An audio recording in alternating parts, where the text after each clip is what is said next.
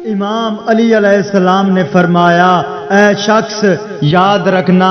اچھے لوگوں کی صحبت اچھا اور نیک بناتی ہے، جس طرح ہوا خوشبو سے گزرتے ہوئے اپنے ساتھ خوشبو لاتی ہے۔ انسان جب سے اس دنیا میں قدم رکھتا ہے تبھی سے وہ سیکھنا شروع کر دیتا ہے اور زندگی کے آخری لمحات تک سیکھتا ہے، اور اس کی بہترین دلیل رسول اللہ کی حدیث ہے۔ ایسا نہیں کہ انسان صرف سکول اور مدرسہ میں ہی سب کچھ سیکھتا ہے، بلکہ انسان ہر جگہ اور ہر چیز سے سیکھتا ہے، چاہے وہ اچھی ہو یا بری، انسان ہو یا حیوان، سب سے سیکھتا ہے۔ لیکن انسان کی شخصیت پر جس چیز کا سب سے زیادہ اثر ہوتا ہے وہی صحبت ہے، چاہے اچھی ہو یا بری۔ انسان کے مزاج، اخلاق، کردار اور اس کی شخصیت پر براہ راست اثر کرتی ہے، لہذا انسان کو